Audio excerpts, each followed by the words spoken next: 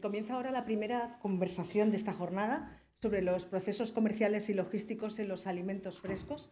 La va a moderar Eduardo Moyano, es doctor ingeniero, sociólogo y miembro del ISA-CSIC, el Instituto de Estudios Sociales Avanzados. Le cedo la palabra y además tengo la fortuna de compartir la mesa. Adelante. Y si todos los demás ponentes de la mesa son tan amables de acompañarme en el escenario, comenzamos.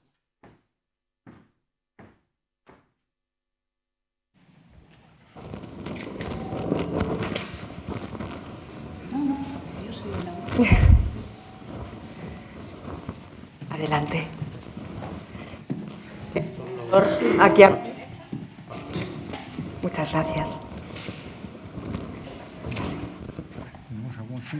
Sí. Aquí va el señor Reina, por favor. La mesa al lado del... ¿Aquí? Vale. Acompáñenme aquí. Estupendo. Muchas gracias. La moderación es toda suya. Muy bien. Bueno, pues, buenos días. Y como ha dicho la presentadora, mi nombre es Eduardo Moyano. Soy investigador del Consejo Superior de Investigaciones Científicas. Vengo de Córdoba, de un instituto de investigación en Córdoba.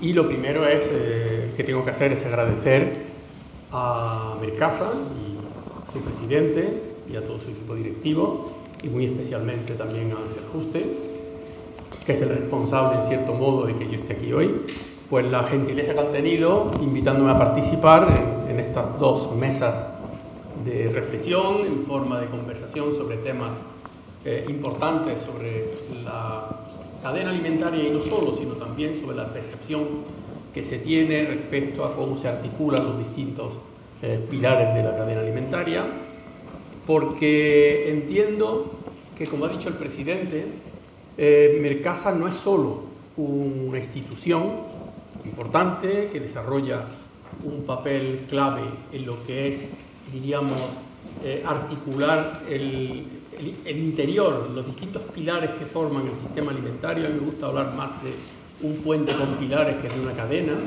porque cuando hablo de un puente, el sistema alimentario como un puente, significa que en un puente todos los pilares tienen que funcionar bien. Si hay un pilar que no funciona, el puente cae. Pilar de la producción, el pilar de la distribución, de las industrias, del consumo, y en este caso, pues Mercasa lo que hace de alguna manera es de pasarela para hacer posible también que los distintos pilares de este puente, que es el sistema alimentario, puedan conectarse entre sí, sobre todo con esa red capilar magnífica y súper eficiente que se tiene en todo el territorio.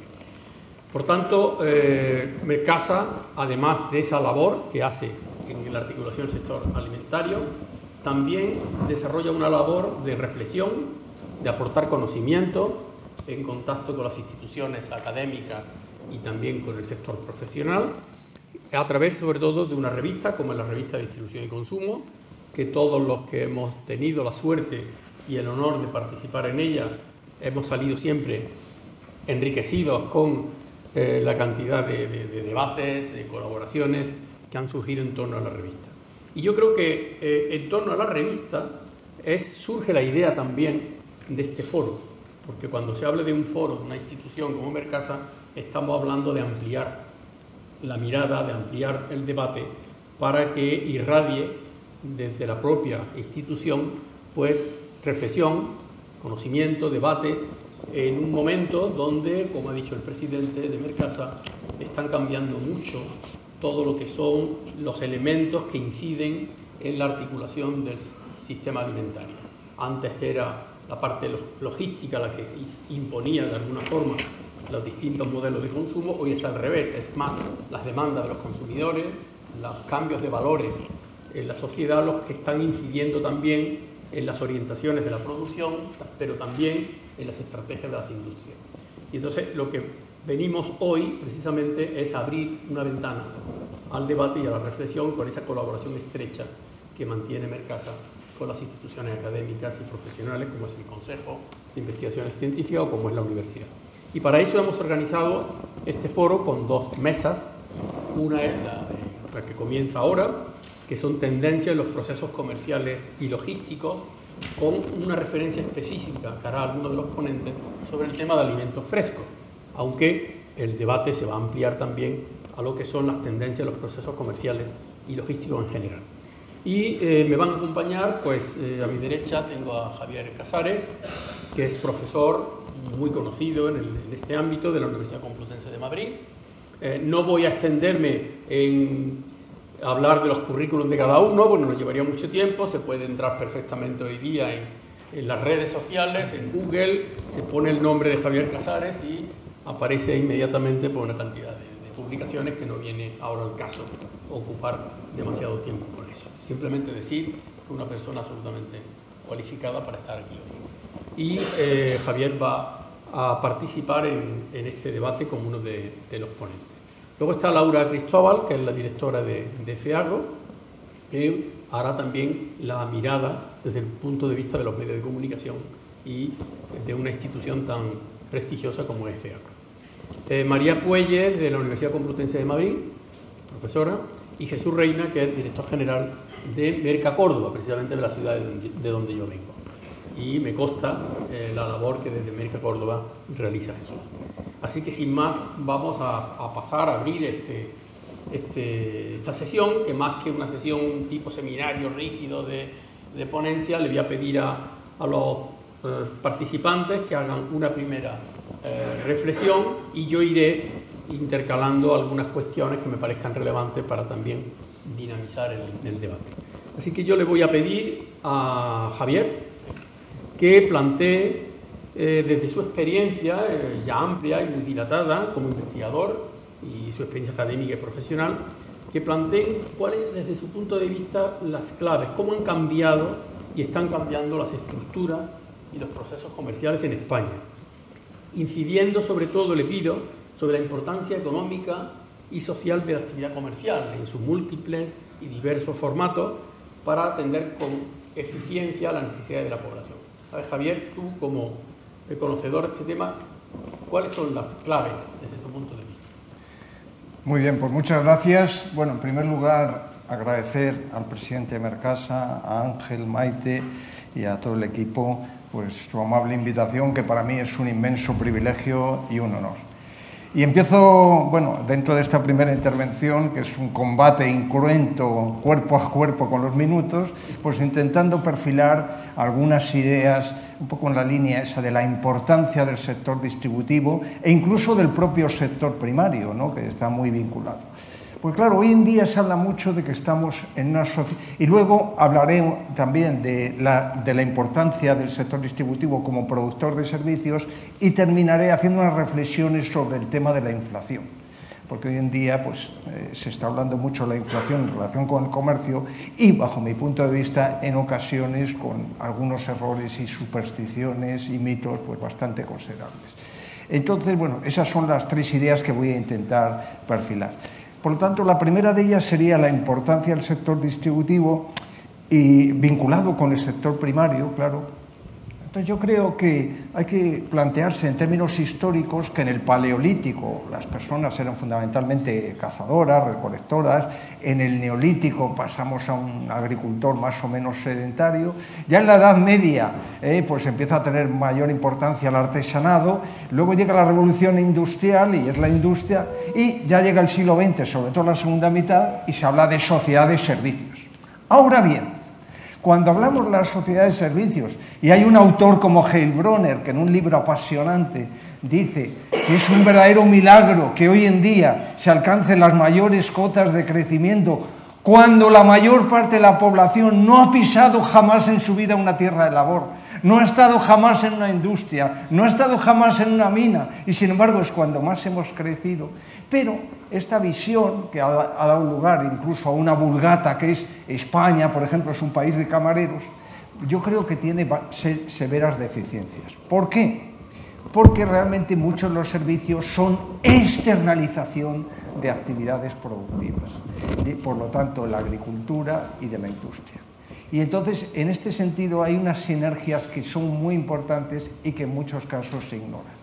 Y entonces, por ejemplo, el sector distributivo, también el sector agrario, tienen un gran número de lo que se llama en economía enlaces. enlaces hacia adelante y enlaces hacia atrás. Es decir, que favorecen el desarrollo de otros sectores. Entonces, nuestro sector distributivo, que es el que nos ocupa, pues tiene un gran número de enlaces, porque está favoreciendo la logística, que son los temas que también se ha planteado, está favoreciendo toda la industria agroalimentaria, está favoreciendo al propio sector primario, está favoreciendo al transporte, es decir, está generando enlaces, es decir, actividades tanto hacia adelante como hacia atrás. Y en este sentido, pues yo creo que esto no hay que ignorarlo. Entonces, el sector servicios y esta visión un poco reduccionista, pues a veces nos lleva a alguna confusión. Entonces yo creo que en este sentido pues hay que apuntalar la importancia del sector distributivo, porque, y esta sería la segunda vertiente de análisis, la distribución también produce algo, porque hoy en día enseguida se habla, no, pero ¿qué produce? ¿Qué produce? La distribución produce servicios, unos que son directamente de manipulación de los bienes y de preparación de los bienes, y otros que están más directamente vinculados con las funciones de intermediación. Cuando digo intermediación, entendida en el sentido prístino, es decir, en el sentido auténtico, porque hoy en día intermediación enseguida se asocia con algo perverso, pero en el sentido prístino pues es simplemente producir ese puente que decía Eduardo entre la producción y el consumo, y ese puente es ineludible. Se puede hacer bien o mal, con costes altos o bajos, pero alguien lo tiene que hacer, porque no nos vamos a ir los consumidores todos los días a la huerta murciana a comprar los productos. Luego, la función distributiva es imprescindible y lleva asociados una serie de servicios que son materiales, puramente económicos, de preparación de los productos, de almacenamiento. Y entonces esto es fundamental, y esto yo creo que hay que intentar que la sociedad lo entienda bien, porque si no, pues enseguida entramos en los tópicos y en esta serpiente de mar que de vez en cuando aparece, de que la distribución tiene la culpa de todo, de que si los precios, de que si no hay competencia, etc. No, pues se puede hacer mejor o peor, pero lo que es la función distributiva es absolutamente imprescindible porque está produciendo un gran número de servicios. De hecho, los productos ya no son productos en sentido estricto, sino que son productos asociados con una cesta de características.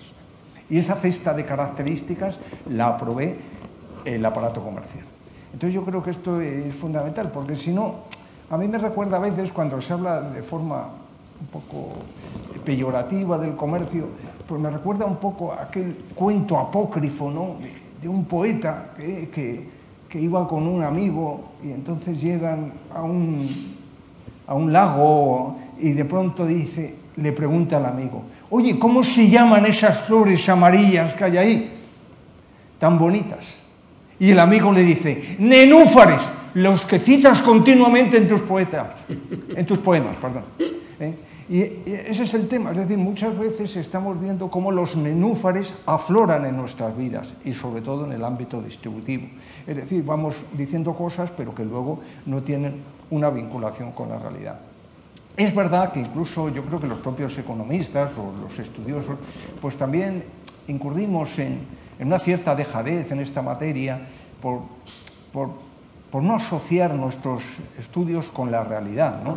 Decía un metodólogo, se llama Mark Blau, y perdonen el inciso, pero decía que, porque remedaba un famoso musical y decía, no realidad, somos economistas, ¿no? Es decir, hay que desvincularse de la realidad, hay que vivir en otros mundos, etc.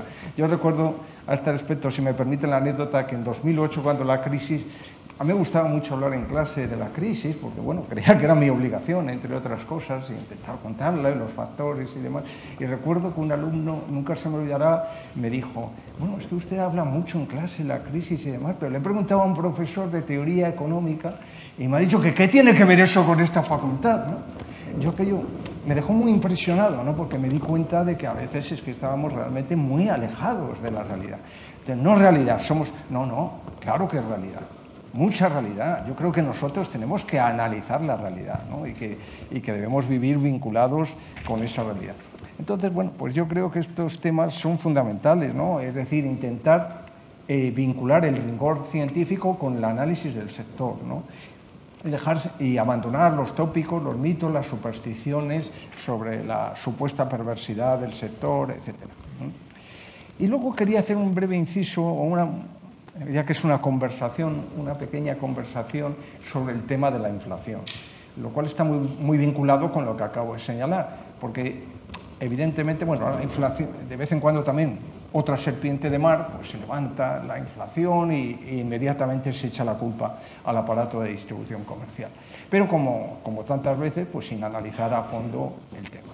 Entonces yo creo, bueno, la inflación, para empezar, es como la pasta de dientes, es decir, que cuando sale del tubo, pues es muy difícil volver a llevarla a su sitio, ¿no? Digo difícil en el caso más optimista, ¿no? Porque más bien habría que decir imposible.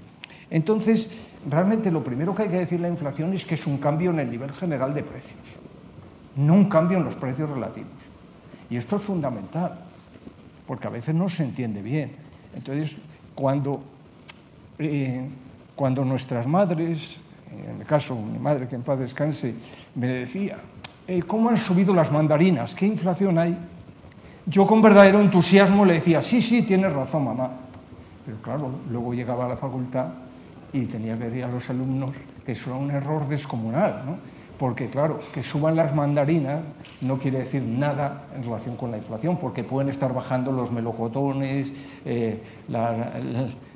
y otros muchos productos, ¿no?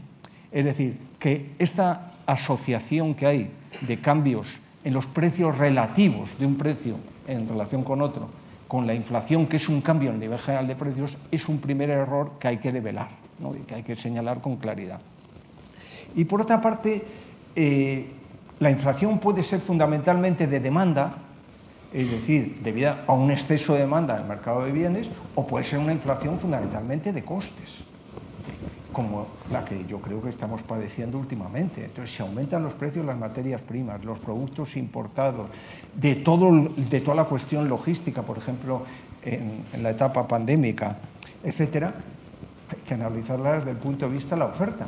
Entonces, por mucho que nos limitemos a actuar sobre los tipos de interés, que es lo que se hace siempre, bueno, dejar en manos del Banco Central que manipule los tipos de interés y no se hace nada. Yo creo que esto es un error, sinceramente. Entonces, la inflación, hay que analizar todos estos factores vinculados con la oferta que creo que son muy relevantes. Entonces, ver si es inflación de demanda o si es inflación de costes. Si hay una combinación de inflación de demanda y de costes, llegamos a lo que se suele llamar la inflación estructural. Y ahí ya se pierden todos los controles y entonces se llegan a situaciones insostenibles. Dicho sea de pasada, por ejemplo, parece ser que el Imperio Romano, aunque en la famosa película La caída del Imperio Romano o en algunas novelas se plantea de otra manera, pero estuvo muy vinculada con la inflación. Bueno, hay que recordar la hiperinflación alemana en los años previos al nazismo. Es decir, que la inflación a veces ha tenido consecuencias demoledoras sobre las sociedades. Y hoy en día, pues estamos viendo, bueno, pues ahora mismo en algunos países, inflación del 140%, etc. Entonces son situaciones en las que ya se pierden todos los controles. De hecho, en algunos países hispanoamericanos se utilizan expresiones muy reveladoras, porque se habla de cambio de precios o inflación, vamos, de suela de zapato. ¿Por qué de suela de zapato? Son expresiones muy coloquiales, quizá bordeando los barrios bajos del diccionario, pero son las que utilizan y son muy gráficas. Coste de suela de zapato, porque cualquier comerciante o cualquier persona cada día tiene que ir al banco porque no puede tener ni un solo día el dinero atesorado en su casa, porque supone perder a lo mejor el 15%. Cada día, cada día. Entonces, por eso se llama coste de suela de zapato, porque hay que ir de banco en banco o de institución financiera en institución financiera a ver dónde encontramos aquella que nos proporcione unos mayores rendimientos. Y luego también se habla de coste de cambio de menú, porque aquí estamos acostumbrados a un menú del día, bueno, una etapa que prácticamente se mantuvo durante varios años a un determinado precio, con diferencias según la calidad de los restaurantes, pero bueno, costes bastante fijos. Bueno, pues claro, lo que hay que imaginarse lo que es que cambie el menú, el precio del menú todos los días, todos los días. Entonces, estas son las situaciones en las que se pierden todos los controles. Y entonces hay una combinación de inflación de demanda y de costes. Y por último, otros términos que también a veces llevan a la confusión son desinflación y deflación, y que también se confunden, porque la desinflación consiste en disminuir la inflación. Si nosotros tenemos la inflación, verbigracia argentina actualmente, de 140% y conseguimos bajarla al 70%, estamos en desinflación. Sigue habiendo una inflación tremenda, pero estamos en desinflación. Sin embargo, la deflación es cuando caen los precios, cuando cae el nivel general de precios. Actualmente, para que nos hagamos una idea, en este momento en Europa, solamente en los Países Bajos se está dando una situación deflacionista. Pero hace unos años sí lo tuvimos en España, precisamente en la época de la crisis económica. En Japón hubo una deflación tremenda a finales de los 90, etc. Pero yo creo que también es conveniente no confundir esos términos, porque de cara a las terapias para combatir la inflación, lo que tenemos que saber es que debemos desarrollar procesos desinflacionistas y que en muchos casos deben ir acompañados de medidas sobre los mercados o medidas sobre la competencia, etcétera, porque no basta solo con manipular los tipos de interés, como la visión, digamos, ortodoxa liberal pues ha señalado, y que yo creo que pues es muy discutible, ¿no? Entonces, yo no quiero extenderme más sobre estas cuestiones. Yo lo único que creo es eso, que hay que hacer un reconocimiento público de la importancia del sector distributivo, que hay que evitar todos estos errores que en muchos casos, pues, incluso da la sensación de un cierto fatalismo en el sector, ¿no? De que este es un tema que ya no nos interesa, y que yo creo que los que nos dedicamos humildemente al estudio, pues lo debemos señalar, ¿no? Puesto que no lo hacen otras personas, que es un sector muy relevante. Yo me atrevería a decir lo que señalaba Catón cuando terminaba sus discursos en el Senado romano, que hubiera hablado de lo que fuera, del precio del trigo, de cualquier cosa, de las cosas más variadas, y terminaba diciendo: delenda Cartago, y hay que destruir Cartago, ¿no? Bueno, yo desde una perspectiva muy alejada de cualquier belicismo, pero sí me atrevo a decir que hay que señalar y determinar y defender la importancia del sector distributivo. Nada más, muchas gracias. Muy bien, Javier. Bueno.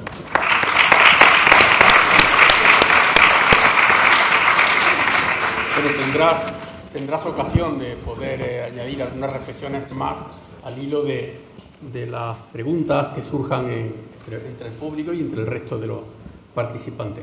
Quería abrir también ahora el tema a medios de comunicación.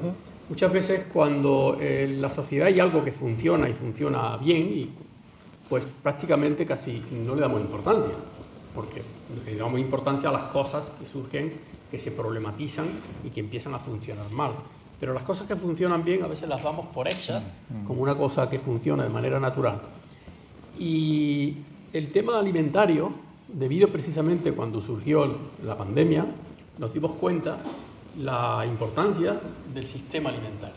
Ese ser un sistema esencial que no tuvimos, en este caso, en el caso de nuestro país, no tuvimos problemas de desabastecimiento, sino todo lo contrario. Tuvimos los consumidores, la sociedad española en general, vio que seguía funcionando el sistema alimentario y que lo esencial no era solo la producción, sino el funcionamiento de todo el sistema, tanto la producción como la industria, como la distribución. Se convirtió en esencial y en ese momento salió a los medios de comunicación el valor esencial del sistema alimentario.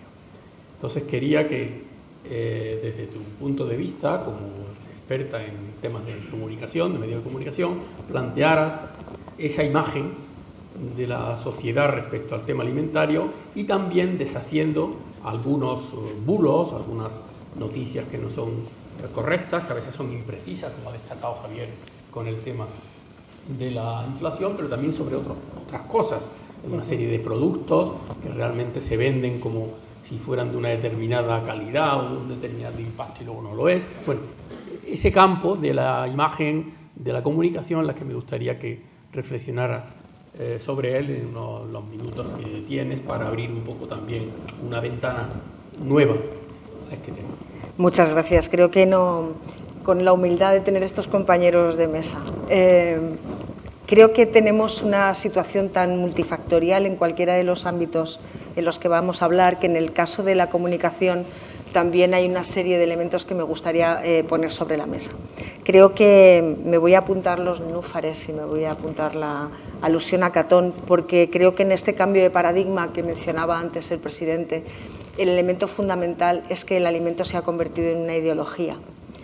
Y en mi opinión porque ya no tenemos carestía de ellos. Entonces, cuando la preocupación inicial en países desarrollados ya no es cómo nos vamos a alimentar, porque en líneas generales tenemos alimentos seguros, de calidad y a un precio razonable, entonces el alimento se convierte en una ideología en la que incluso los medios de comunicación participan posicionándose.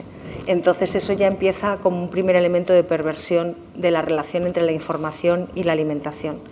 El siguiente punto que quiero plantear es que en pandemia hemos perdido una oportunidad absolutamente fascinante para cambiar el punto de vista de la sociedad sobre el sector alimentario, porque lo que demostró es que tenemos una memoria muy corta. Tenemos una memoria muy corta como individuos, como sociedad y, por supuesto, como medios de comunicación. Y perdimos la oportunidad de ese cambio de visión de la cadena alimentaria que en pandemia nos demostró que no se vaciaban los lineales, que te llegaba la compra a casa o que podías bajar con restricciones pero comprar todos los días lo que necesitaras.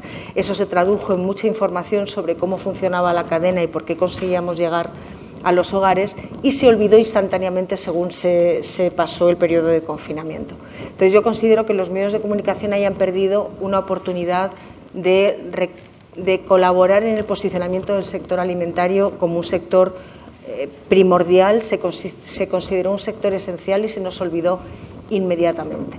Sumado a ese elemento, y creo que emanado de considerar los alimentos como la alimentación como una ideología, la propia evolución de la vorágine informativa a través de las redes sociales ha hecho que la reflexión, el análisis, lo que se busca con este foro Mercasa haya desaparecido y solo funcione el titular rápido y, por supuesto, que llame la atención, porque la propia crisis de las empresas periodísticas impide que haya suficientes plantillas y que haya suficiente trabajo serio.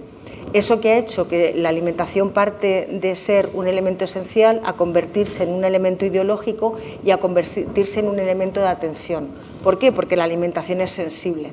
Entonces yo no voy a conseguir que cliquen en las noticias para que esa empresa periodística sobreviva si doy una información razonable, serena, profunda, que implica un esfuerzo intelectual al leerlo, que implica una reflexión. ¿Qué van a clicar? Si hay una alerta sanitaria, si hay un producto con problemas, si hay una rotura de stock, y no tengo que aludir ni al papel higiénico de la pandemia, si hay de repente un problema con una marca, cuanto más conocida mejor, si hay un problema con una persona de la cadena muy reconocida socialmente. Eso creo que provoca una necesidad imperiosa que se transforma, por ejemplo, en el foro Mercasa, de que analicemos la responsabilidad que tenemos todos los eslabones de la cadena, porque considero que el mundo de la universidad, el de la ciencia, el de los periodistas deberían ser parte de esa cadena alimentaria para tener la responsabilidad que debemos tener sobre la cadena alimentaria. Es verdad que yo ahí sí que hago una diferenciación absoluta entre los medios generalistas y los que podemos ser medios absolutamente especializados. ¿Por qué? Porque yo no puedo analizar igual la inflación alimentaria que a lo mejor una persona que hace una información general todos los días y que hoy le toca la inflación alimentaria y mañana las carreras de la zarzuela. Quiero decir, no podemos exigir el mismo conocimiento profundo, pero sí creo que es necesario que traslademos el análisis y la formación a los medios de comunicación, de tal forma que no manejen erróneamente un concepto como una deflación, una desinflación, y sobre todo para trasladar el conocimiento de la cadena alimentaria. A los periodistas especializados lo que más nos sorprende es ir a una reunión de redacción y cuando explicas por qué ha funcionado la cadena y cómo en el primario tenían problemas porque en el coche no dejaban entrar más que uno y cómo llegan las cuadrillas, tu propio entorno te mira con cara de pasmo porque no ha caído en cómo funciona la cadena alimentaria y en teoría se acercan a una sociedad formada que sabe cómo se producen las cosas. Entonces, sinceramente, creo que mi visión, por sintetizar y no hablar de más, es más información, más formación incluso para los propios periodistas. Y nos tenéis que exigir que nuestra información sea la más correcta posible, porque si no somos críticos como usuarios de la información, la deriva de los medios de comunicación, especialmente los generalistas, puede ser preocupante. No podemos culpar a la sociedad de alarmarse por una alerta sanitaria si no tenemos unos buenos medios de comunicación que sepan discernir lo que es simplemente que la ESAN tiene en sus competencias advertir de si hay algún producto con algún problema, a darle la importancia debida a un problema de alerta sanitaria. Si nosotros mismos no sabemos hacer esa distinción.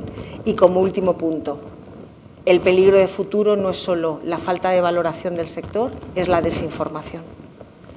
Y la desinformación, dicho por una periodista, solo se combate con más información. Si yo no lo cuento, va a venir otro a contarlo con sus intereses, no sobre la realidad. Muy bien. Bueno.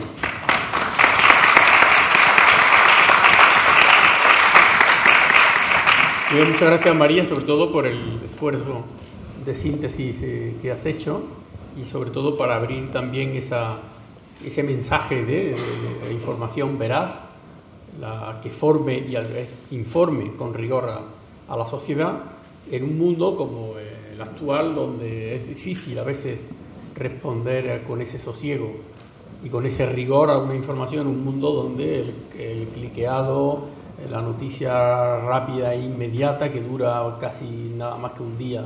Un día. O menos, bueno, si nos durara un día me daría con un canto en los dientes. Bueno, por decir algo un poquito exagerado. Pero bueno, quiero decirte que bueno, has hecho bien en plantear esa reflexión. Creo que revistas como Distribución y Consumo, donde se hace un trabajo muy reflexivo, muy sosegado y muy riguroso cada vez que se publica algo, creo que es una buena herramienta para que los propios medios de comunicación, para que los propios periodistas también se formen y se informen sobre el funcionamiento de la cadena. Yo invito en ese sentido, por la parte que me toca de colaborador de la revista, invito a los medios de comunicación, a los periodistas, tanto a los generalistas como a los especializados, en que recurran a esas fuentes. Junto a esas, también otras que hay también con el mismo rigor para informar sobre los medios, sobre el tema alimentario. Bien, has hecho referencia al mundo digital y ahora le voy a pedir a María Puellas, que es profesora de la Universidad Complutense de Madrid, que haga una reflexión sobre cómo se ha incorporado, de hecho, a nuestras prácticas como consumidores el tema del comercio electrónico. Qué oportunidades, pero al mismo tiempo qué limitaciones, qué dificultades ofrece, y en particular en un ámbito concreto que es el tema de los alimentos frescos. Creo que ella además es especialista en este tema, ha publicado varios trabajos con algunos compañeros de la Universidad Complutense y en colaboración con ASEDAS, y lo que le pido es que abra esa ventana en el debate sobre la importancia del comercio electrónico, su oportunidad y al mismo tiempo las limitaciones que tiene, y en qué producto y en qué ámbito a lo mejor tiene más posibilidades de desarrollarse y en otros menos. Pues muchísimas gracias, Eduardo. Muchas gracias, desde luego, a Mercasa por invitarme a este interesantísimo foro. Lo primero que quería decir es que me entusiasma que la universidad se vea vinculada y que se vea realmente el vínculo que tiene constantemente y el interés que tiene en las cosas reales, en la empresa, en la realidad económica en la que estamos viviendo, que parece que vivimos en mundos aparte. No es así. Tratamos, bueno, el exponente que tenemos aquí, a Javier Casares, que es una maravilla, vamos, me he quedado pasmada escuchando cómo habla, cómo vincula toda la parte económica, toda la parte, digamos, conceptual a la realidad, y encima con una patina de historia, de épica, de todo. Una maravilla. Bueno, como les han comentado, pues soy profesora de la Universidad Complutense. Entonces, tranquilos, que todos estos papeles me voy a limitar a uno. Solo me estaría para apoyar a los demás. Y tendremos a hablar mucho, así que me he hecho un esquema y una presentación, que es lo que solemos utilizar muchas veces los profesores y que nos ayuda a aligerar un poquito la charla. Pues lo que les voy a presentar en este momento son los resultados de un observatorio que llevamos haciendo desde la Universidad Complutense de Madrid, luego se incorporó la Autónoma, junto con ASEDAS, para ver cómo está evolucionando el comercio electrónico de alimentación, bueno, en realidad de productos básicos para el hogar, porque también metemos droguería y limpieza y aseo personal, en estos últimos años.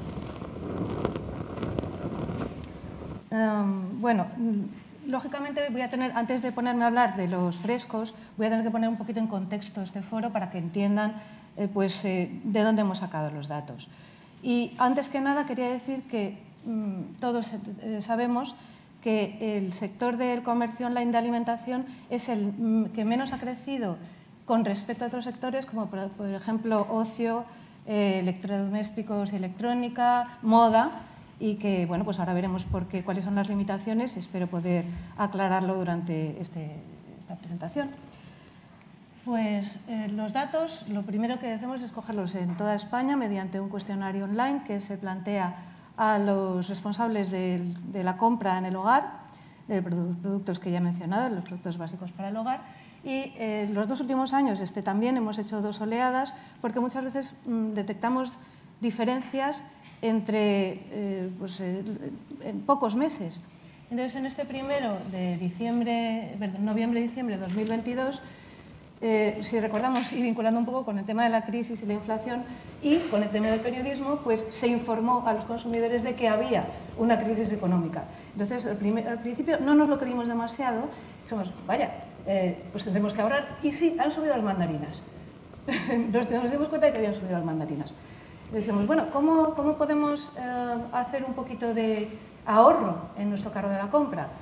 Y ya veremos que empezamos a cambiar nuestra alimentación y nuestras formas de consumir.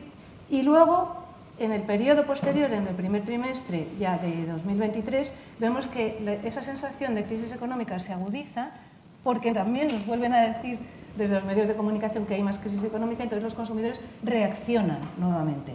Y hay cambios en la aceptación del comercio electrónico.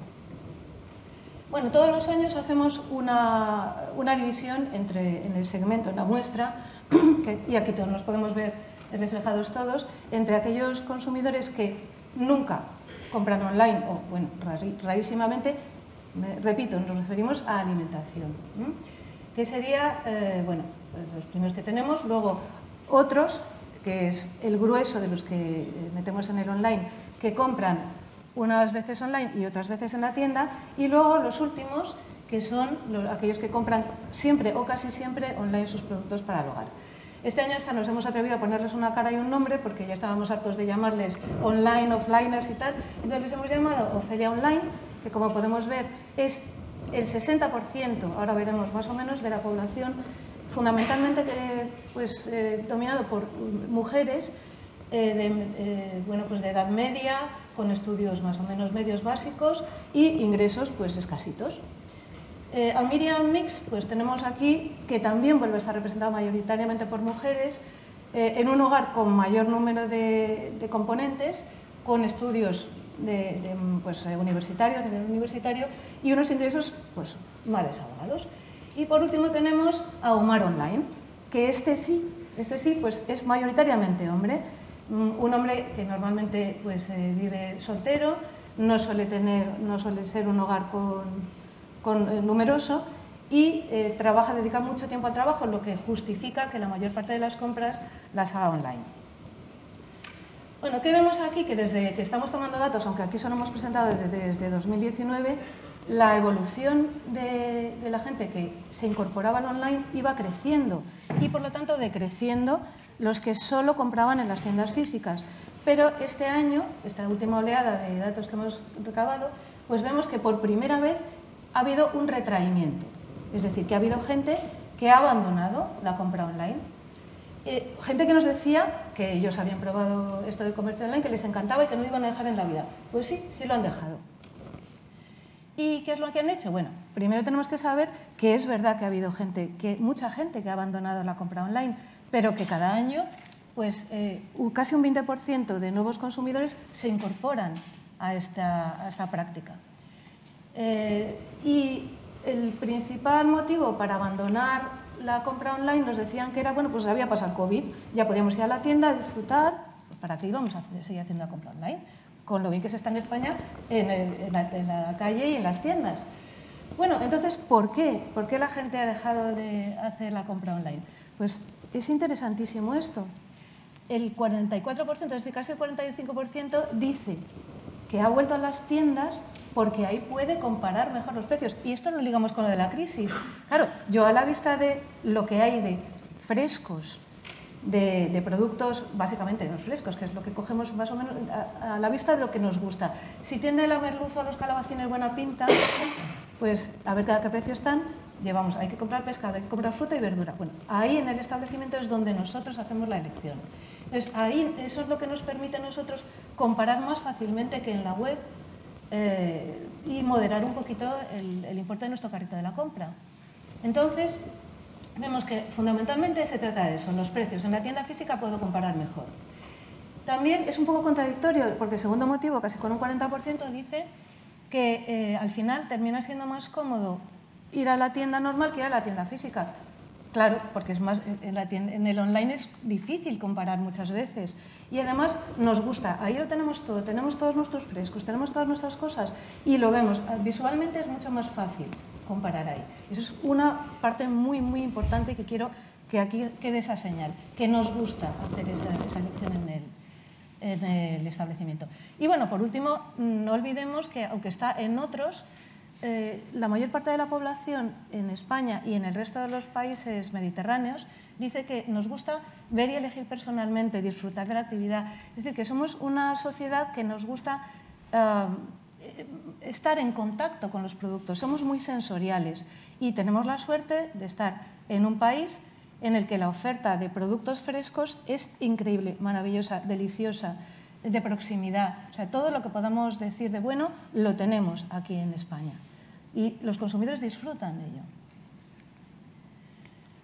Entonces, bueno, pues nada, hemos visto que hay gente que con la crisis económica, sobre todo los que estaban en el online puros y el media mix, es decir, las personas que compran tanto en el establecimiento físico como en el online, han abandonado un poco esto y se han ido totalmente al offline, es decir, a la tienda.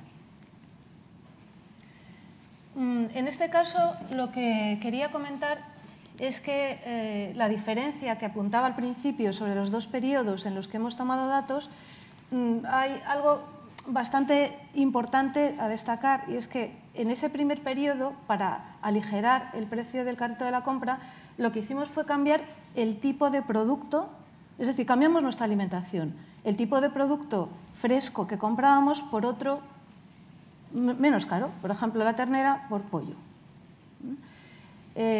O bueno, pues, los brotes de ensalada, pues más coliflor. Cuando ya decimos, pues es que esto no me funciona, en el segundo periodo, en el primer trimestre del 2023, decimos, todavía no, o sea, la crisis económica sigue, nos están diciendo que hay mucha crisis económica, así que hay que ahorrar más. Y entonces lo que hacemos es cambiar de marcas. Ya hemos simplificado todo lo que hemos podido, la alimentación en cuestión de coste, y decimos, pues ahora marcas. Pero ¿qué pasa? Que esto va a afectar mucho más, ha afectado mucho más a los alimentos envasados y no perecederos, lógicamente, porque en lo otro, pues las marcas son más difíciles de detectar. Y solo en última instancia, cuando ya decimos, pues esto no me funciona, todavía tengo que ahorrar más, solo en última instancia hemos cambiado de establecimiento. Es decir, que la población española es bastante fiel a su establecimiento favorito. En cuanto a las personas que compran offline, es decir, en la tienda física, que son, bueno, pues el grueso, el 60% más o menos de nuestra población, lo que aquí se ve muy mal, pero lo resumo rápidamente. La gente quiere ver, tocar, oler, decidir en el punto de venta. Pensemos que estamos en Mercasa, que estamos en una red de mercas, lo que quiere la gente es tener el contacto, pensar cómo hacer que incluso a través del online los consumidores sean capaces de percibir esa belleza, esa delicia de nuestra oferta. Y esto es lo que anima a la mayor parte de los que compran en la tienda a seguir haciéndolo ahí. Aquí lo que tenemos es, como me han dicho que me centrara bastante en los frescos, y además a mí me encanta, pues lo que quiero que veamos aquí no es que nos centremos tanto en los números, sino que tenemos aquí unas partes, unas zonas verdes y unas zonas más pues cálidas de color. Bueno, las categorías que están más en verde, higiene personal, droguería y limpieza y alimentación envasada, son las más apetecibles para comprar desde el canal online. Claro, nos las llevan a casa, pesan más, son más incómodas. Bien. Y, en cambio, aquí están nuestros frescos, nuestros congelados, todas estas cosas que la gente sí quiere comprar online. Entonces es mucho menos apetecible decir, este pepino, este calabacín que me están poniendo aquí, este pescado, ¿cómo será? Porque solo tengo una especie de foto. ¿Cómo caracterizo eso? Yo quiero olerlo, tocarlo. Entonces, lógicamente, pues la gente lo encuentra menos interesante para la compra online. En cualquier caso, bien, este año hemos visto que ha bajado el interés por esas categorías de higiene personal, es decir, por aquellas cosas envasadas y tal, porque pues también la gente quiere ir al establecimiento para controlar un poco el gasto. Pero también hemos visto, bueno, que no pertenece a los frescos, que cada vez hay más gente que se dedica a abrir los suavizantes, detergentes y tal para olisquearlos, porque es que, vuelvo a decir, somos muy sensoriales. Pero lo bueno es que, yo entiendo que para este foro, es que está aumentando la aceptación de los frescos. Y esto es porque cada vez confiamos más en que lo que estamos viendo en la web, las fotos, las imágenes, van a corresponder con lo que vamos a recibir en casa. Y también los congelados, interesantísimo. Cada vez confía más la gente en la excelente conservación de la cadena de frío que tienen los congelados. Por último, pues nada, abundar que pues todos estos que estaban en el canal mixto, en los Miriam Mix, que compran la tienda, y en el canal online, muchas de estas personas han pasado a ser offline, es decir, a volver a la tienda física.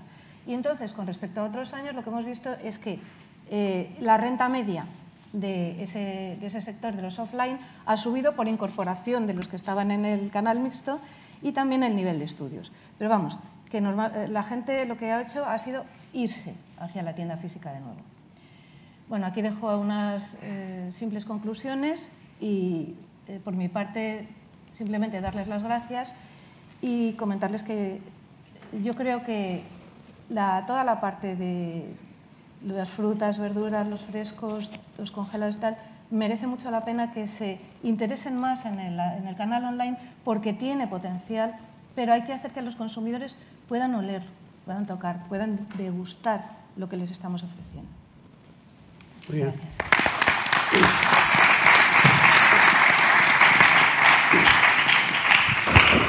Gracias, María. Creo que has planteado temas muy interesantes. Supongo que ya la gente que están asistiendo estarán ya pensando en sugerirte alguna cuestión. A mí particularmente una cuestión que me gustaría plantearte y luego también en el coloquio es el tema desde el mundo de la empresa.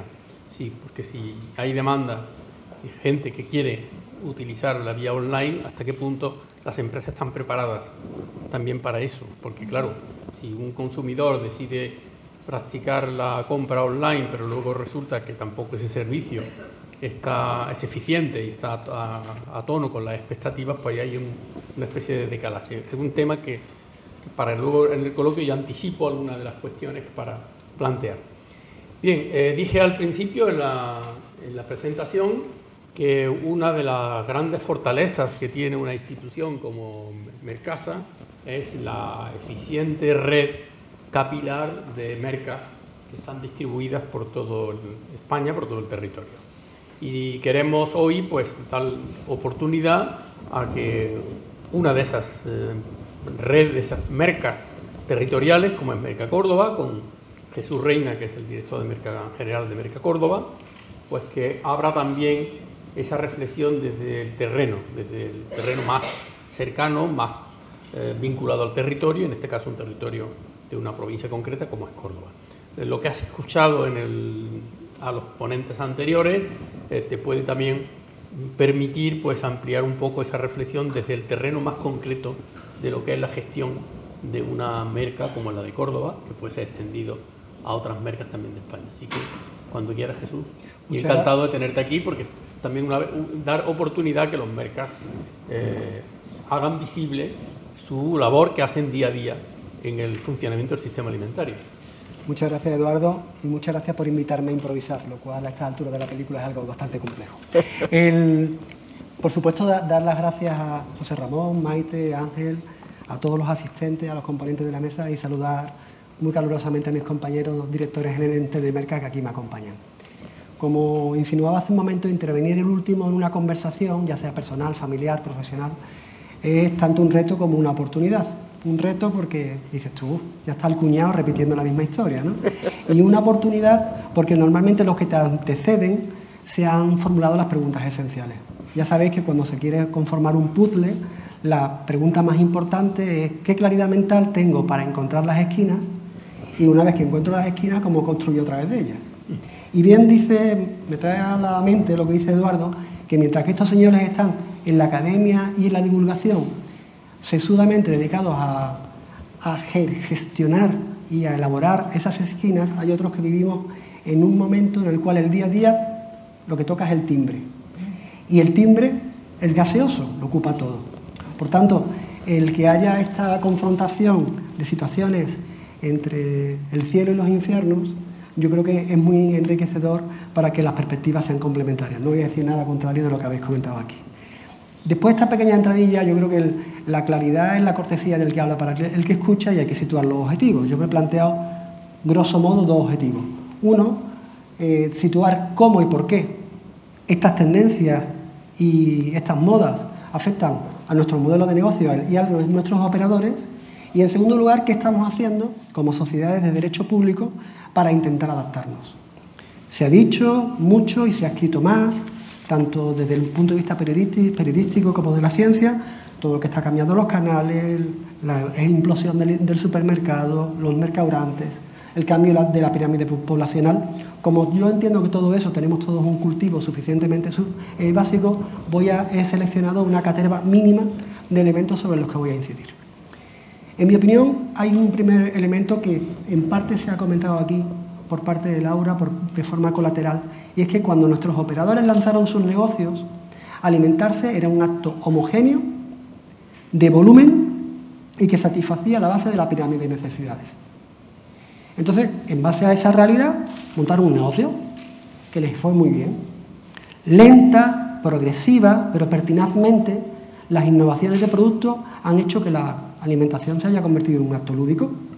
Entonces, si nos vemos la pirámide de Maslow, pues la perita, el aguacate, estaba en la parte básica y todas estas innovaciones de productos, al principio para unos pocos, se han vuelto locas. Son como Wall-E. Están en lo aspiracional, están en lo social, están en lo relacional, están en la autorrealización. ¿Dónde está la pera? ¿Dónde está la pera limonera? Y claro, porque es que tenemos que pensarnos como gestores de merca, tenemos que pensar como consumidores.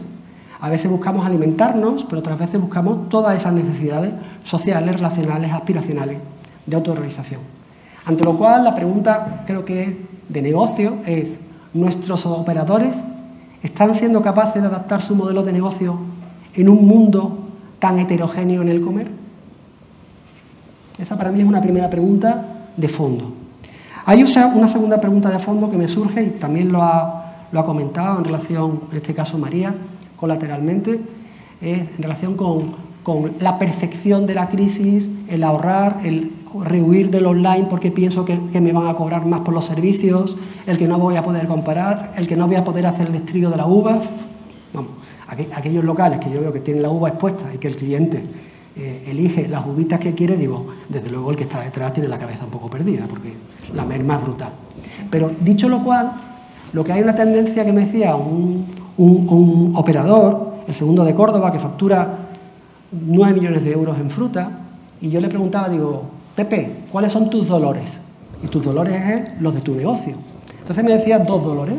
Un primer dolor que es la merma, es decir, lo que va al contenedor, pero a él le preocupaba mucho más que la crisis, le preocupaba que sus clientes seguían demandando calidad, pero miraban cada vez más la cantidad de productos que adquirían.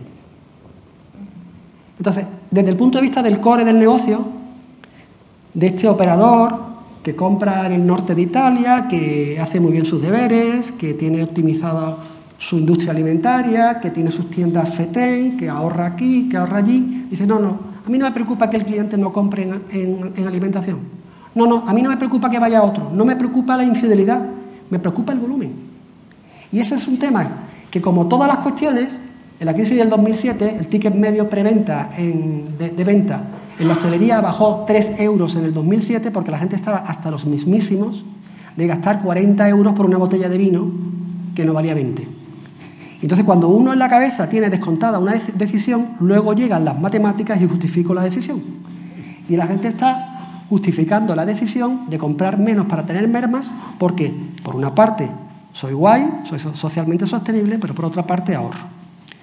Hay un tercer aspecto que no pueden dejar de mencionarse, que es la vertical de costes. Y tengo que hacer un panegírico de los nuestros. Muchos de los operadores con los cuales trabajamos han sido los últimos que han repercutido los costes al comercio minorista y a la clientela final. Pero obviando esta cuestión, que llevaría prácticamente, enlazaría con algunas de las aseveraciones planteadas muy acertadamente por Javier al principio, yo quiero plantear otro tema de futuro, no coyuntural, que es el tema del relevo generacional. Pero el relevo generacional no del empresario, que ya lo sabemos. Mi Vicenta tiene 7 módulos, se va a jubilar y los hijos no valen para nada. ¿De acuerdo? El problema es que tenemos un consumidor al que se le ha educado que todo es gratis, que quiere logística gratis, que quiere más servicio, que quiere más horario, que quiere un personal más formado y que no está dispuesto a pagarlo, y da la casualidad que el informe del SEPE, del Mercado de Trabajo 2023, con datos de 2022, dice que los dos subsectores que están con más dificultades para encontrar empleo y empleo cualificado son el comercio mayorista y el comercio minorista. Esto me recuerda como cuando Javier y yo hacíamos andanzas por España y hablábamos de otros tipos de comercio, y venía Mediamar, venía otra historia, cuando fuimos a Burgos, y venía un Mediamar y todo el mundo acojonado por la pérdida de ventas. Y a algunos le decíamos, te estás preocupando por parte del problema. El problema no es que te van a quitar cuotas, es que te van a quitar el personal cualificado. Ese de la tienda que sabe de cine y que se ha ido al Mediamar. Y cuando venga tu cliente que sabe más de cine que tú, le colocas a un pimpollo de 18 años que le vas a pagar lo que sea y va a decir, ¿pero por qué? ¿Pero por dónde? ¿De acuerdo? Entonces, el problema en este contexto, es decir, estamos en una sociedad de servitización. Obviamente, hay que saber que la uva no se puede colocar, por muy buena que sea, a granel, porque genera merma y porque no es la forma de manejarla. Y eso requiere personal especializado. Personal especializado que en muchos casos no somos de un alto sex appeal para ellos. Y muchos de nuestros operadores consideran que ese proyecto logístico, ese proyecto comercial, tiene que dar tanto rendimiento como el que daba el negocio de volumen homogéneo y que surtía la base de la pirámide poblacional hace 30 años. Y a los 6 meses abandona. Todo esto coadyuva a una, no sé si queréis, una cuarta tendencia, y una tendencia hacia lo local, tampoco es nueva.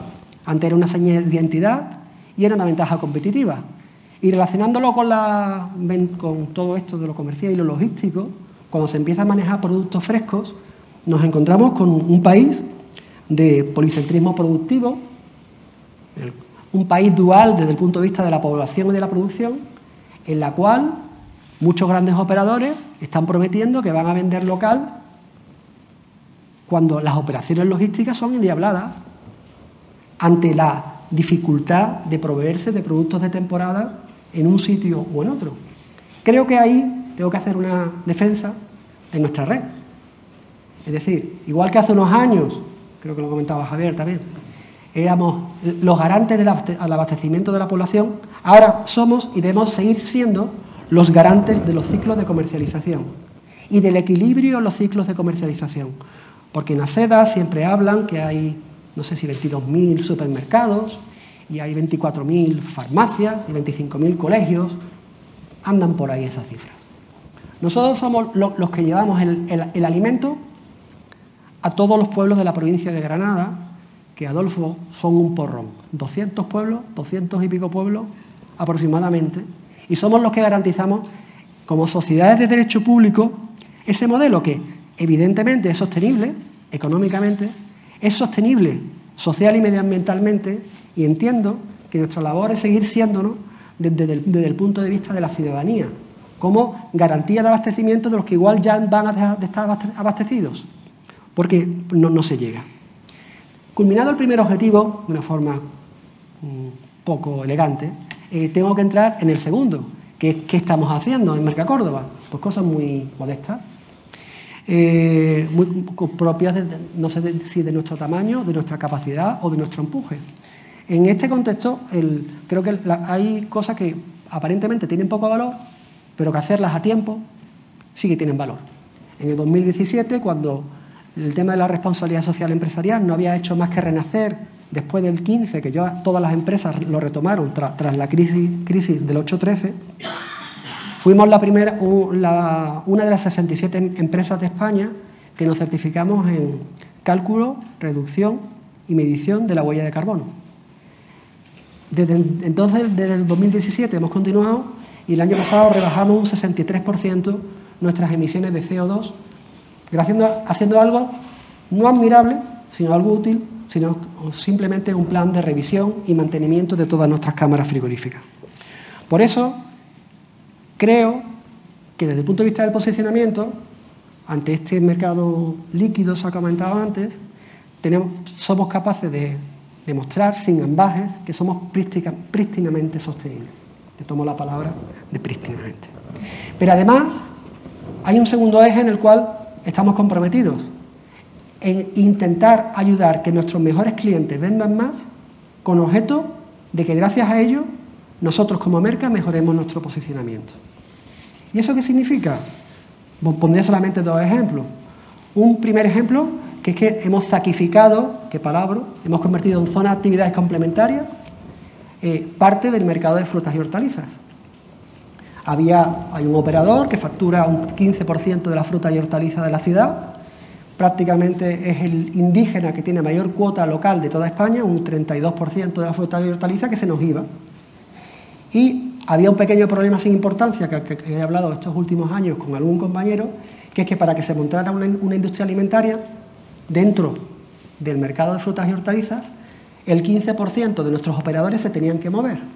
Y ya sabéis que a nuestros operadores tenerse que mover es como pedirle que cambien de la tierra, de la patria, de su metro cuadrado de existencia. Pues no sé por qué, supongo que no gracias a nosotros, sino gracias a que le compran mucho ese operador a muchos de los mayoristas, conseguimos montar una ZAC dentro del mercado de frutas y hortalizas que hace que el 70% de las compras de esa industria alimentaria se hacen dentro del mercado mayorista. La ZAC se ha constituido, ese operador no se ha ido de Mercacórdoba y por tanto todo el mundo sale ganando. Y en esta misma línea de hacer no cosas admirables, sino cosas útiles, hemos ido acompañando, porque se hablaba también de la hostelería, esto es comercio minorista, mayorista el anterior con industria alimentaria y puntos de venta, y otro en hostelería teníamos un operador muy pequeñito, con un módulo, con muchas ganas, que quería que le acompañáramos y le ayudáramos a crecer. Y este operador ahora mismo abastece al 25% de los puntos de hostelería de Córdoba con más de 5 trabajadores y al 60% de los grandes.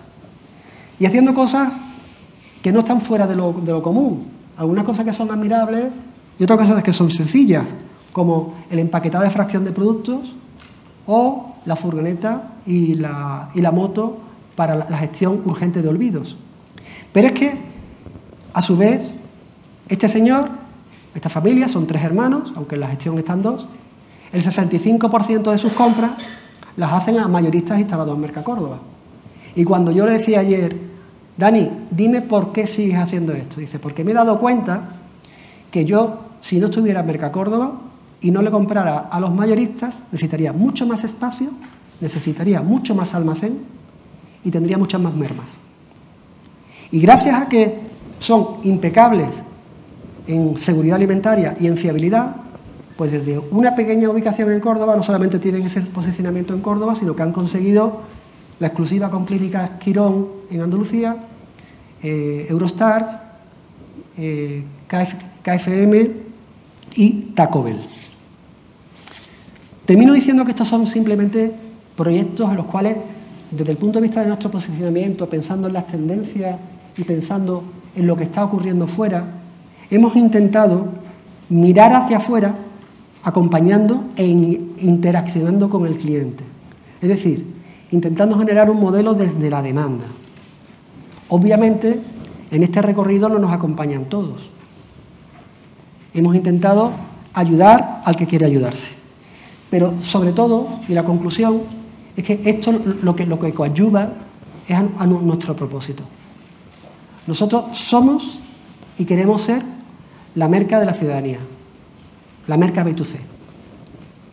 Y desde ese punto de vista, no quiero terminar mi pequeña conversación sin dejar de decir en este momento, que es un momento muy especial para mí, que todo este recorrido hubiera sido absolutamente imposible si no hubiéramos formado parte de la mejor y mayor red de mercados mayoristas del mundo. Por tanto, muchas gracias a todos por todo.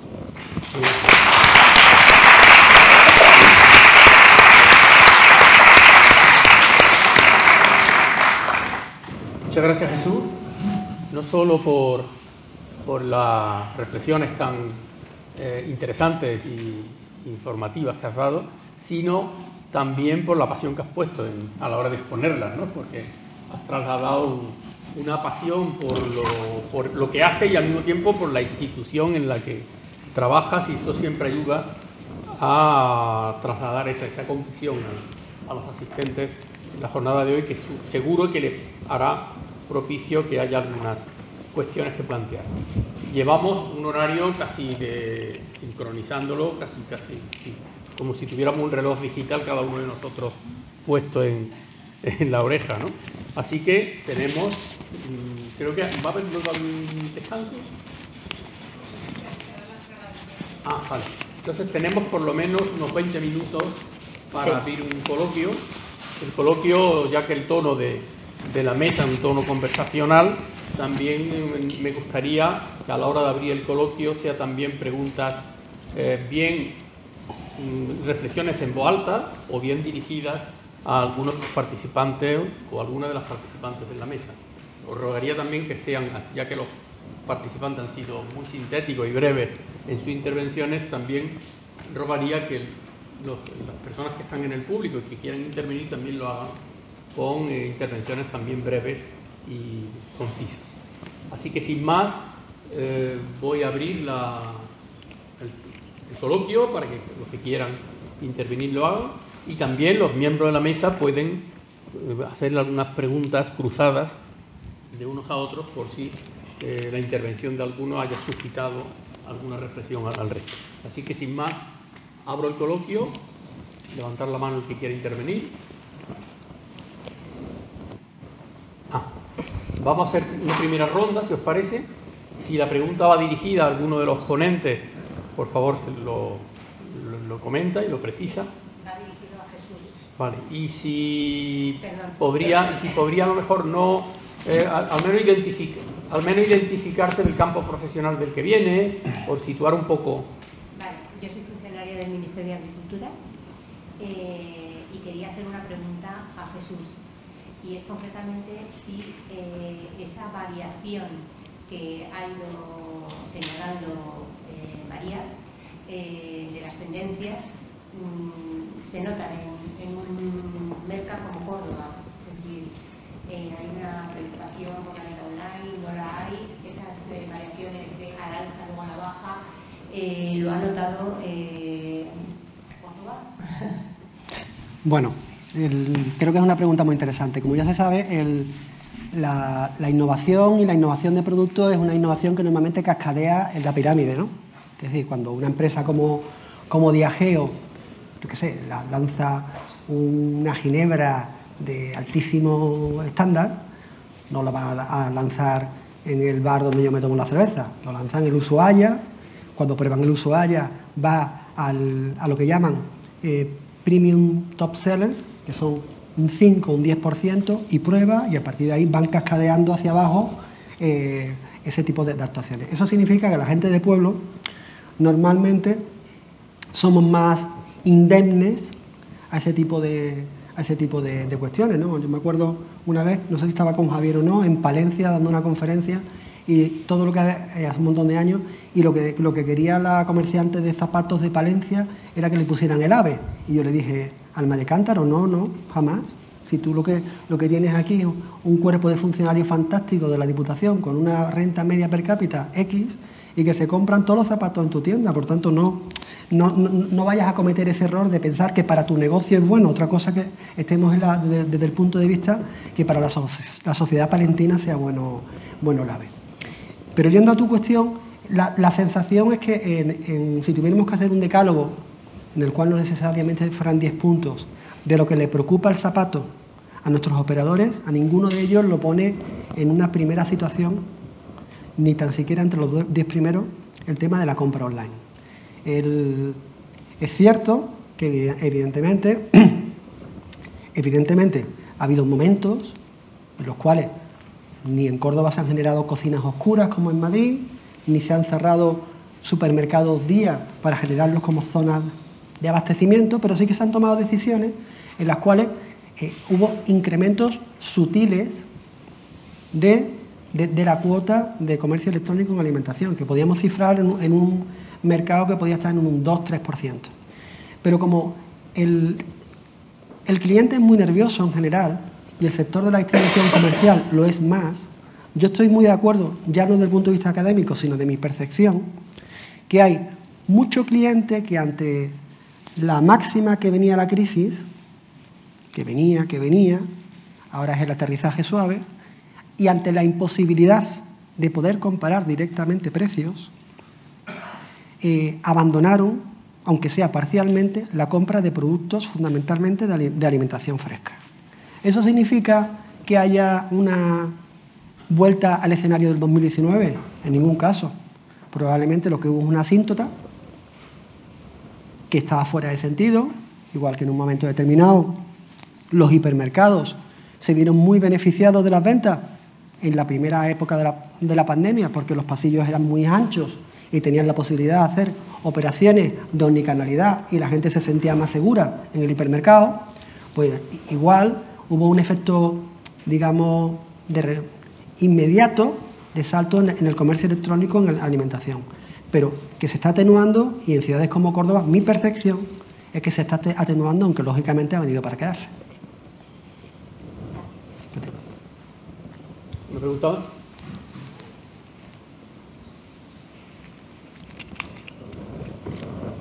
Sí. Bueno, yo creo que recogiendo todo lo que se ha comentado en cuanto a Adolfo Orti y Mercadona, perdón. Vale. Recogiendo un poco todo lo que se ha hablado, en definitiva, a la red de mercas, lo que creo que le interesa, y también entendiendo lo que el presidente ha definido al principio como conocimiento de las tendencias para adecuar nuestras instalaciones, a la que yo añadiría, y nuestros servicios, a nuestros operadores, para seguir integrados dentro de la cadena de distribución de alimentos frescos. Me parece que 24 mercas, y esto es una propuesta, pueden y deben generar una cantidad de información para poder conocer efectivamente las tendencias que dentro de nuestros mercados se producen, que en muchos casos son distintas, como Jesús ponía de relieve en algún momento, de lo que está pasando en el consumo final con respecto a los intereses o incluso a los procederes de nuestros propios compradores. Son cuestiones particulares de nuestros mercados.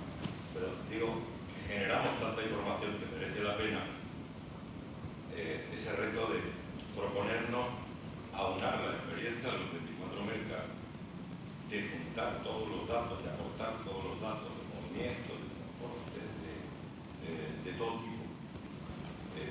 Ahora con la tecnología actual existen programas y existe tecnología suficiente como para poder hacerlo y aprovecharlo y definir efectivamente cuál debe ser el camino de futuro en cuanto a la tendencia que nosotros, a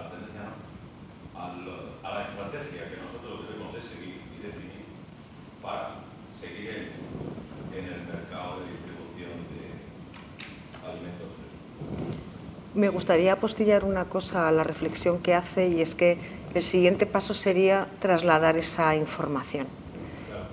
Partimos de una premisa que yo creo que estaréis todos de acuerdo, y es que lo que no se conoce no se valora. Entonces, si necesitamos que se valore el trabajo de los mercas, y sobre todo en la vertebración que se supone para la garantía de la seguridad alimentaria, en el concepto no de la seguridad de sanidad, sino en el concepto de garantizar los alimentos a un precio razonable, seguros y sostenibles en su producción y gestión. Yo os planteo desde aquí también el reto de difundirlo de forma que la sociedad valore vuestro trabajo y también pueda estar más orientada hacia lo que es más sostenible, que ya es una preocupación mayor en el consumidor. Sepa analizar los precios, porque en muchas ocasiones la cesta de la compra no cuadra en sus números porque tampoco sabemos comprar ni sabemos gestionar. Y lo que es merma en el concepto de la distribución es desperdicio alimentario en el hogar, que es el lugar fundamental, según los últimos datos del Observatorio de Desperdicio, donde más se desperdicia. Como última reflexión, solo que antes no lo he planteado y no querría irme sin plantearla. Tenemos una sociedad que lo quiere todo gratis, que es algo fundamental y que en el caso del periodismo también nos afecta notablemente. Queremos la información gratis sin pagarla, pero por supuesto que sea de calidad y por supuesto inmediata. Pero creo que tenemos una sociedad que cada día está menos formada en lo que es la producción alimentaria. Si lo es ahora, no os podéis ni imaginar las nuevas generaciones. Pregúntale a un adolescente de dónde sale lo que come. Y el tercer punto importante en esta situación es que nos estamos volviendo una sociedad manipulable. Con un tema tan sensible como la información, la única solución es formación, formación, formación. Entonces, recogería el guante de la unión de la información con la distribución y la transparencia. Pues, si no os importa, vamos, al aire de lo que acaba de decir, quería un comentar... tono conversacional, que es lo que pretendemos. Sí, María. No quería meterme en ese tema, pero yo creo que todos los que conocemos a jóvenes, tenemos hijos o lo que sea, nos estamos dando cuenta de que, si bien todo lo que he expuesto, de que nos gusta ver, oler, tocar y tal, es muy propio de nuestra sociedad, las siguientes generaciones ya no son así. Para empezar, porque no tienen casi ni idea de cuál es la oferta de la diversidad, de la diferencia entre manzanas, entre patatas, entre calabacines, entre pescados. No la tienen. Y entonces van a ir mucho más a lo que puede estar envasado o ya preparado o ya más cómodo.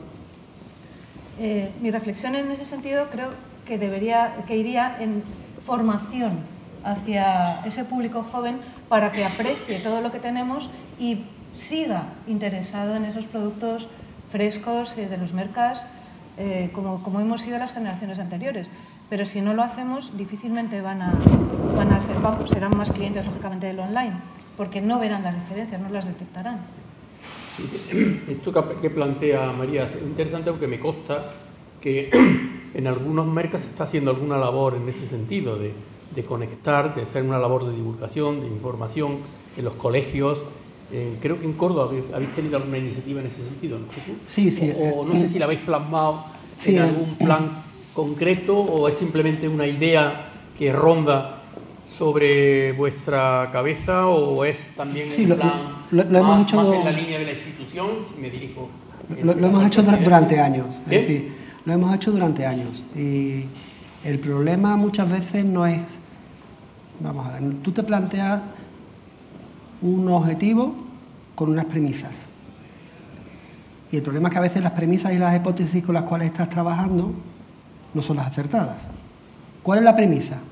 La premisa es, si tú traes a 5.000 niños de Córdoba todos los años a hacer un taller de alimentación saludable, lo paseas por los mercados, le haces unos juegos, le planteas un vídeo, hacen un concurso y al final acaban desayunando, la premisa errónea, el sesgo cognitivo que se genera, probablemente por un exceso de autoamor, es que directamente los padres le van a decir al padre que vaya a la tienda pequeña, cuando probablemente va a ir al Mercadona.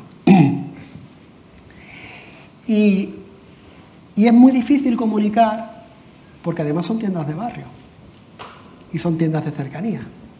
Entonces nosotros hemos tenido la percepción de que muchos de estos esfuerzos coadyuvan muy positivamente al consumo de la categoría de productos. Lo que no tenemos muy claro es cuánto decanta dicha categoría de productos en los establecimientos que son nuestros clientes indirectos. Esa es la primera cuestión.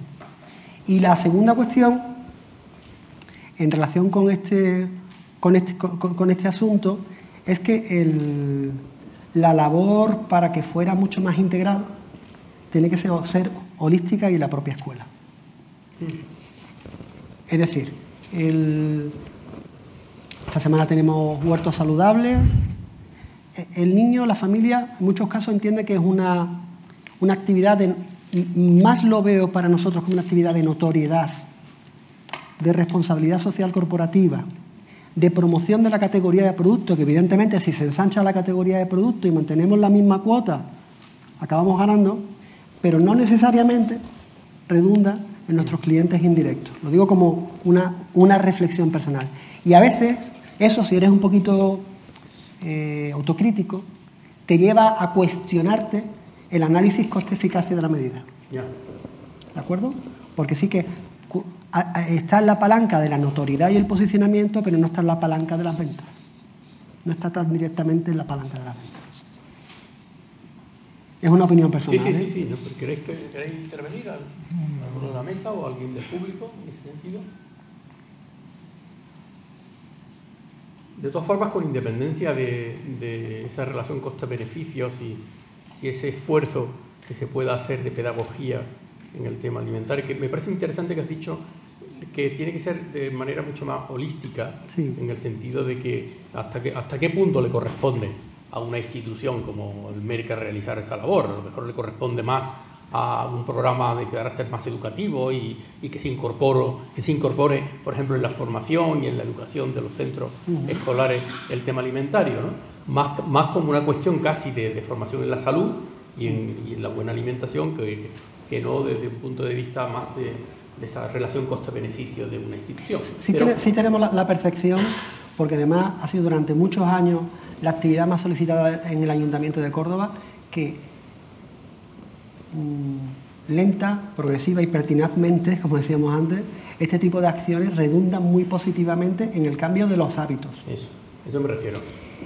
Si recordáis, cuando empezó... Y desde la palanca de nuestra misión de sostenibilidad como responsabilidad social corporativa, creo que los objetivos se cumplen con creces.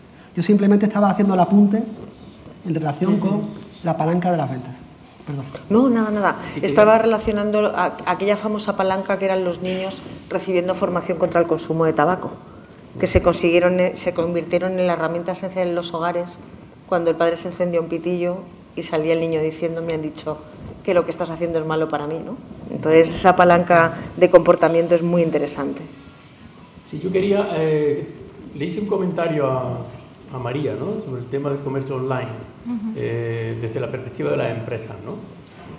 Hasta qué punto el comercio online funciona en la medida en que las empresas también respondan eficazmente a esa demanda de los consumidores para la utilización del consumo online.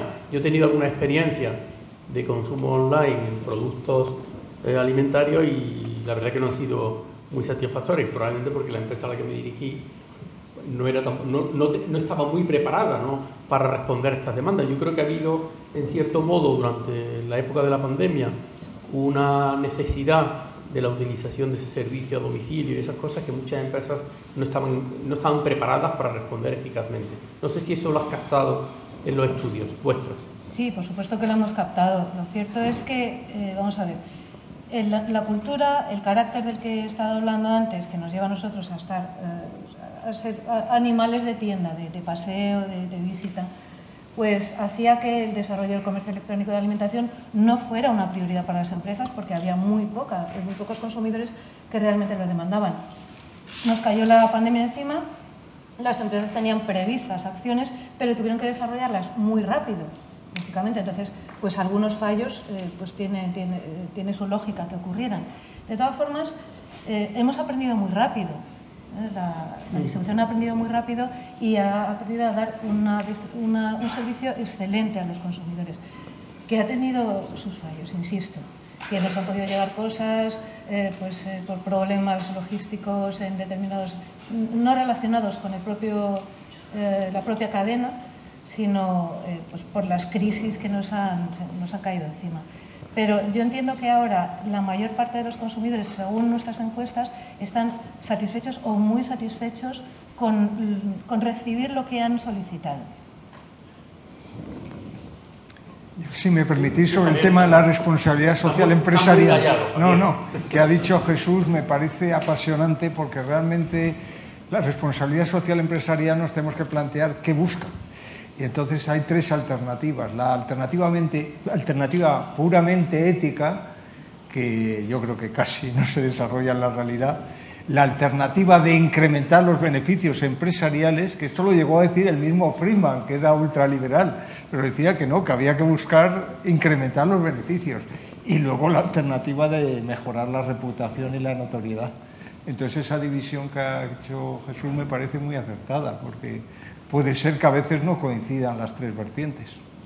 Yo quería comentar, un poco para ir ya cerrando esta primera mesa, ya que el título de la mesa es Tendencias en los procesos comerciales y logísticos, no hemos comentado nada sobre todo el tema de los mercados de proximidad. Son mercados en los cuales pues, lo que hacen es acortar, diríamos, los circuitos, convertirlos en circuitos cortos. Eso en algunos productos ha supuesto un aumento importante, en otros no tanto, pero me gustaría que desde la perspectiva de Merca, y concretamente de un Merca como Córdoba, donde me consta que es una ciudad donde se ha desarrollado en gran medida también cosas relacionadas con el tema de los circuitos cortos, mercados de proximidad, ¿cómo se prepara una institución como Merca ante este tema y ante el posible potencial, y cómo tú lo ves desde la perspectiva también de la realidad del día a día? Bueno, primero los datos, después las opiniones, ¿no? Sí. Siguiendo una secuencia. Bueno, primero los datos, efectivamente. Primero los datos. La provincia de Córdoba vierte aproximadamente un 29,5% de los productos que se comercializan en la Merca.